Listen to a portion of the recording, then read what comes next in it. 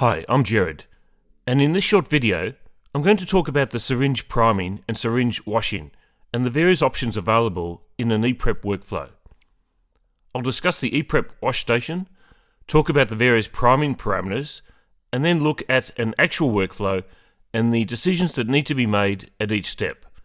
It's an important area, and getting it right ensures the system gives us the best accuracy and precision possible.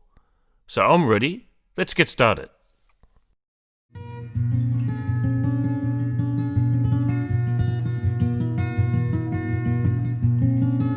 Before we begin looking at the ePrep software and discussing washing and priming options, I think it would be worthwhile to review some of the fundamentals of a syringe, and then this will make the washing and priming parameters we choose in our software workflow a lot clearer to understand. So first up, let's discuss the needle and how it will affect our decisions on washing and priming the syringe.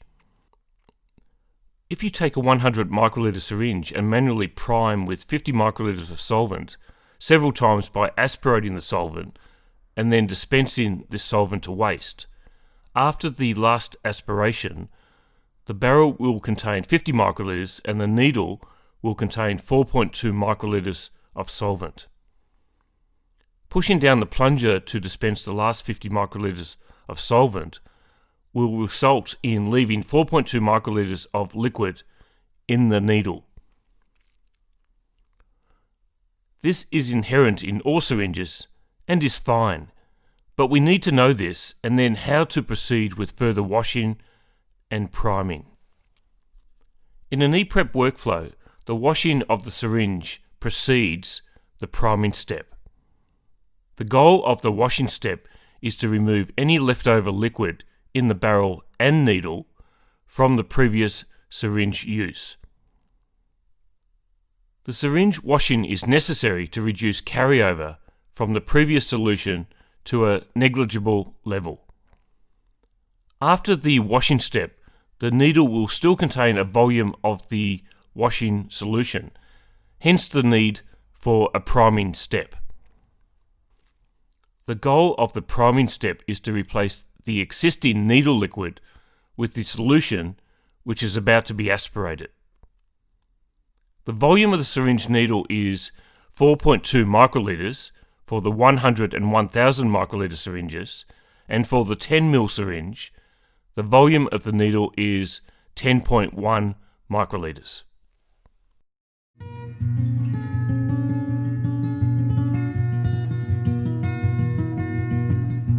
As we explore syringe washing further, we will start by taking a look at the syringe wash station.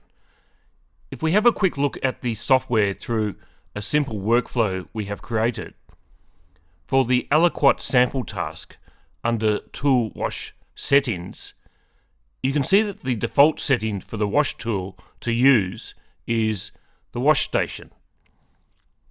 The wash station is an aqueous wash, and for non-aqueous washes, the wash station won't be used. However, the ePrep software can be easily customized to cater for organic solvents which aren't miscible with water, and this will be covered shortly in this video. As we look at the wash station, the syringe is washed internally by the wash solution, and a peristaltic pump washes the exterior of the needle. Although designed as an aqueous wash station, the aqueous solution can be modified as required, and this is dependent on the application. For example, addition of 10% isopropyl alcohol will make the solution slightly more hydrophobic, which will result in a more effective wash when using organic solvents that are miscible with water, such as methanol or acetonitrile. The IPA will also improve the wettability of the needle surface, giving a more effective external needle wash.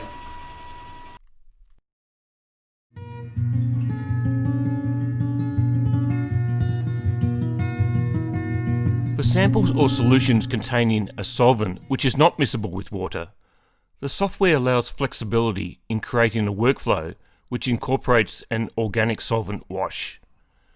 This could be done with any rack configured on the deck, but the Solvent Jar Accessory is particularly useful for this procedure. The Solvent Jar Accessory can accommodate 5 jars, each with a capacity of 50 ml. So if the solvent in the samples is hexane, then the wash solvent in the first jar could also be hexane, and the syringe could dispense the waste solvent into a waste jar. The second jar could contain isopropyl alcohol, and then the syringe could be washed with IPA from this jar and dispensed into the waste jar number 4. In the software, we set this up in the tool wash settings. The wash tool using option is changed from the default wash station to the solvent group, and the wash waste to option now appears, and we shall select the group waste solvent, which we have already defined as a group consisting of jar 4 in the jar accessory.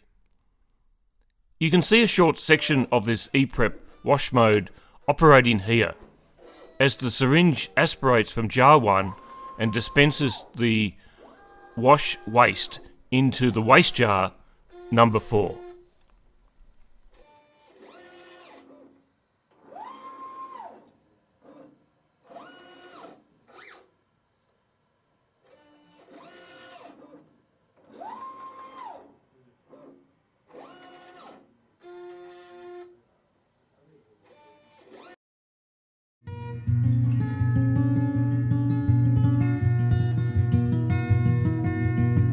We shall follow a relatively simple workflow and examine the syringe priming and washing at each step, and discuss the options available and how our decisions will give us the best data outcome.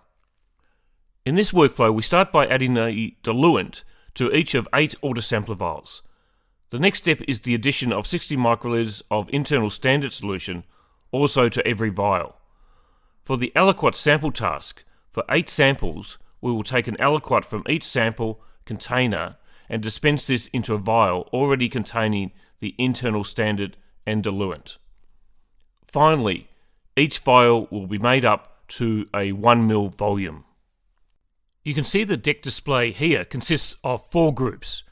The solvent is used for tasks 1 and 4. We have a group for our 8 sample tubes assigned to the aliquot sample task, one group containing the internal standard solution for task 2, and the final group contains our 8 output autosampler vials. So let's look at the syringe washing and priming along the way in the software. We start off with a 1000 microliter syringe to add the diluent. The syringe does not require washing between each solvent addition.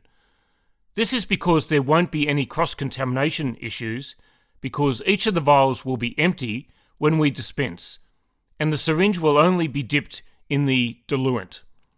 Also, any residual solvent on the outside of the needle won't affect any aspirate or dispense step. Therefore, when we have a look at the tool wash settings for this task, we will set the tool wash mode to never. To ensure we dispense only solvent to the first vial, we will change the prime method in the prime settings from the default of dispensing the prime dispense back into the tube to dispensing the first prime to waste. It is worth noting that after the last 300 microliters of diluent has been dispensed to vial 8, the syringe needle will still contain diluent. In this particular case, we are using a 1000 microliter syringe, so the needle will contain 4.2 microliters of solvent. This is not immediately relevant for the next task, because we will change the syringe to a 100 microliter syringe. For the washing of the syringe with the internal standard task, we will set this to never, because there will be no cross-contamination issues between vials. This is because although the needle is dipped in the liquid to dispense the internal standard solution, at this stage of the workflow, this liquid is only solvent. This is the reason we have placed the internal standard step ahead of the aliquot sample step. It is important to prime the syringe to ensure that only the internal standard solution is contained in the needle for the first dispense to the vial. So we will change the prime method to dispense the first prime to waste and subsequent primes back into the internal standard solution, that is, the tube. We will leave the prime cycles to the default value of 4, but change the prime volume from 15 to 50 microliters. A consideration here though is time versus accuracy. If we chose to dispense to waste for the prime method, this would be the best in terms of minimising dilution of the internal standard solution with the existing needle content, but it would take a lot more time as the syringe would have to go back to the wash station each time between the 4 primes. So dispensing the first prime to waste, I think, is a valid compromise.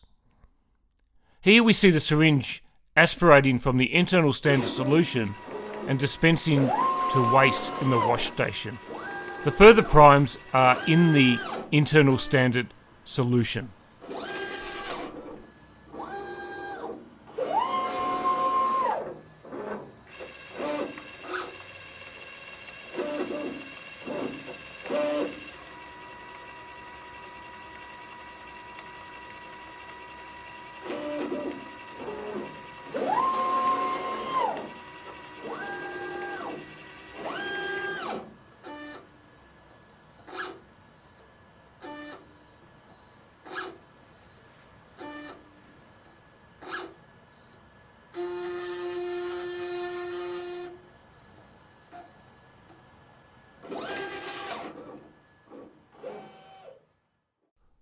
For the third task, which is aliquot sample, the 100 microliter syringe will finally be washed at the wash station and then returned to the syringe rack. Meanwhile, we are using 1000 microliter syringe for this task. The syringe needle will be dipped below the diluent internal standard mix when dispensing the sample into the vial, and remember, after the dispense, the needle will still contain 4.2 microliters of the sample. Therefore, the settings we will use will be to wash the syringe at the wash station between samples, so this will rinse the outside of the needle and wash the inside with the wash station solution. In the software, we will change the tool wash mode from auto to always.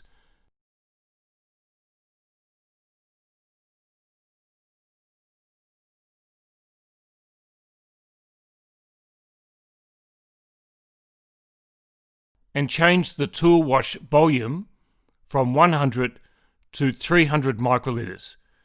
We can keep the number of cycles at the default value of 3. The syringe will need to be primed with the sample, and we will set the prime settings for the prime method to dispense the first prime to waste, and the subsequent priming will be aspirate dispense into the sample solution. We will change the prime volume from 100 to 300 microliters for the 1000 microliter syringe and change the prime cycles to 4 times.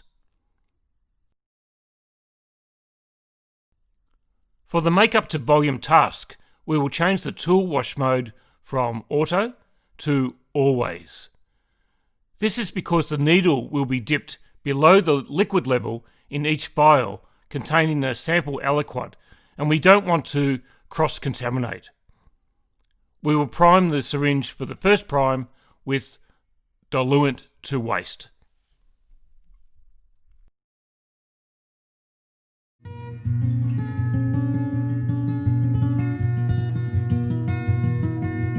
Before we finish, let's consider how many rinses is enough to clean the syringe. We have carried out both a theoretical and an experimental study to determine how many syringe washes are necessary.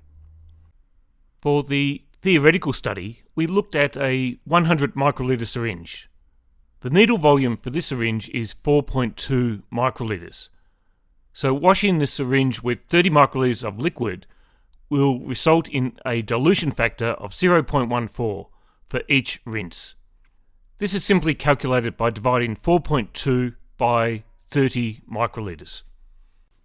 Therefore, if the syringe was left with a solution containing 10,000 ppm of an analyte in the needle after 3 washes, the theoretical concentration would be 27 ppm, and after 4 washes would be 3.8 ppm, as you can see here. To test the theory against the practice, we carried out a study using 2 compounds. These were caffeine and chlorhexidine. Chlorhexidine is very polar and often used as a benchmark compound for this type of study. The starting concentration of the caffeine was 10,000 ppm, and for chlorhexidine, the starting concentration was 1,000 ppm. The measured concentration of caffeine at 4 ppm was very close to the theoretical concentration based on the dilution factor. For chlorhexidine, this compound was retained a little more, especially in the 4th wash. The theoretical value based on the dilution factor was 0.4 ppm, but the measured value was higher at 2 ppm. Therefore, even 5 washes would be appropriate for this compound. The 2 variables we can control when washing or priming the syringe are the number of cycles and the syringe volume, and 3 to 4 cycles will generally be enough. I hope you now have a good understanding of the syringe priming and washing parameters available in the ePrep software, and how and when to set these to get the best possible data outcomes. Thanks for watching.